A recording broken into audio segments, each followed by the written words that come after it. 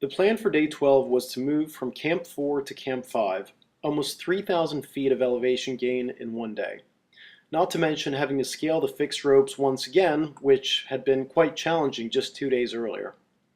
Adding to this, the weather at higher altitude had been bad for over a week, leaving multiple expeditions stranded at Camp 4.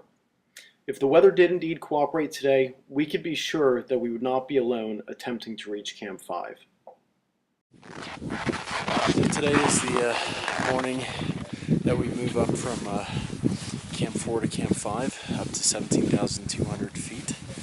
As you can see, the weather is beautiful, but because of the clear blue skies, it also means it's very, very cold. Last night was freezing. It's probably negative 10 degrees right now, without the wind chill. So it's a trade-off. Nice weather, cold nights. Cloudy, warm nights when you're not climbing. So didn't sleep much last night, but today will be a long day, but hopefully it'll go well. We'll see. Despite the low temperatures, the weather looked promising overall, so following breakfast we packed up our tents and started off towards the headwall. Fortunately for us, we managed to beat the crowd and were the first to make it to the fixed ropes on the headwall. The fixed ropes proved challenging yet again and took us much longer than expected to ascend. Once above the headwall, the wind started picking up and the already low temperatures now became dangerously cold. After 4.5 hours of climbing, we reached the cache at 16,200 feet and spent 30 minutes digging it up and repacking our loads. At this stage, we were stuck in whiteout conditions and forced to cover every part of our faces to avoid certain frostbite. Only 45 minutes later, our lead guide decided to suspend climbing for the day due to the deteriorating conditions. Over the next 2 hours, we worked on setting up an emergency camp at 16,400 feet, a challenging endeavor in blizzard conditions. Once safe in our tents, we were all able to survey the damage done, and although I had fared fairly well, many of my teammates were not so lucky.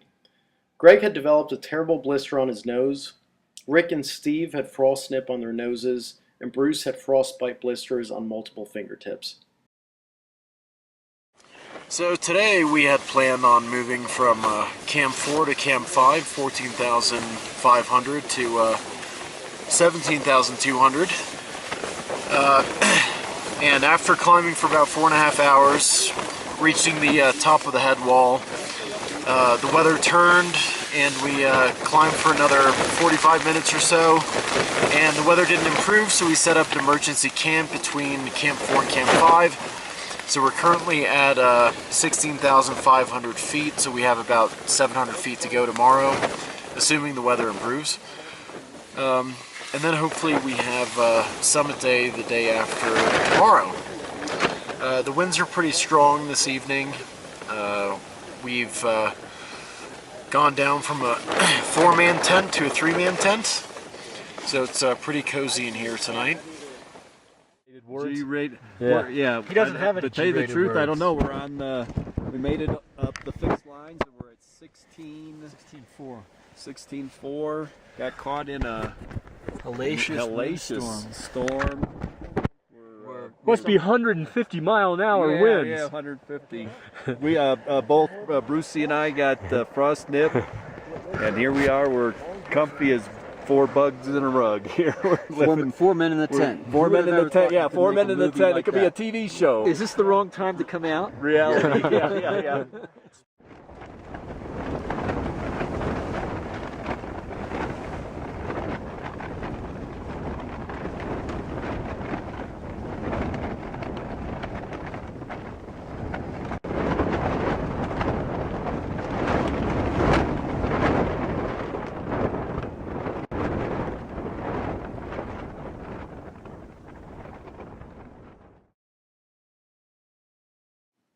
By day 13, the winds had died down and we were all excited to get up to Camp 5. Although the climb to Camp 5 only took us about 3 hours, it was by far the most technical we'd experienced to date, including the fixed ropes up Washburn's Thumb and a number of other very exposed ledges. By the time we arrived at Camp 5, around 4 p.m., the temperature had dropped significantly. I recall being absolutely freezing despite wearing my heavy down parka. So here we are at Camp 3, or sorry, Camp 5, 17,200 feet. It is really, really cool here. It's like it's going to be late tonight. It is 8 o'clock, but this is what camp looks like.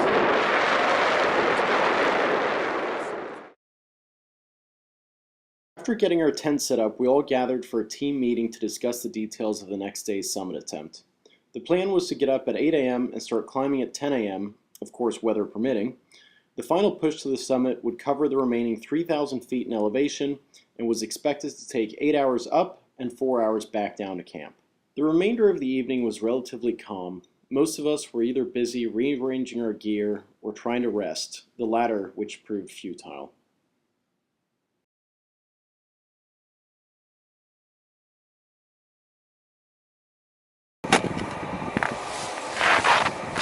So following 9 months of training, a lot of sacrifice, and a lot of support from family and friends, here we are on summit day.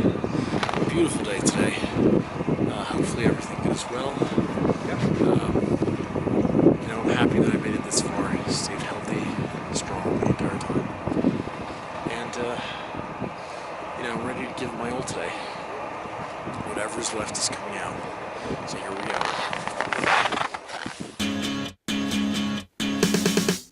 What a waste of time. The thought crossed my mind, but I never missed a beat.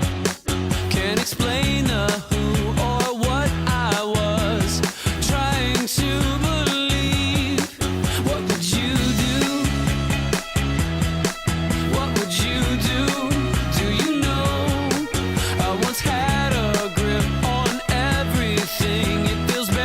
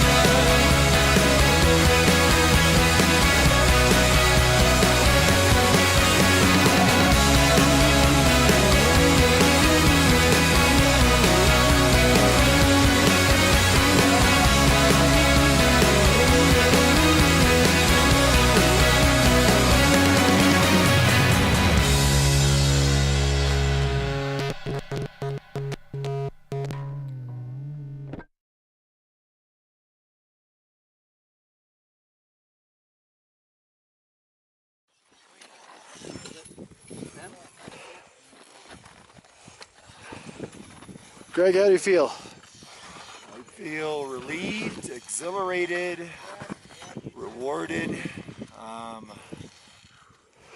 relieved. Grit and determination in the last 8 hours. You guys, It's amazing, seriously. This You guys guy are awesome. is an animal. no, I'm such a wimp, and I only came up here because you guys forced me to. I don't want to hear it. It's one of the biggest deals I've ever seen, seriously. Great accomplishment. Congratulations. Thank you. We love you. Thanks. Let's get this back on.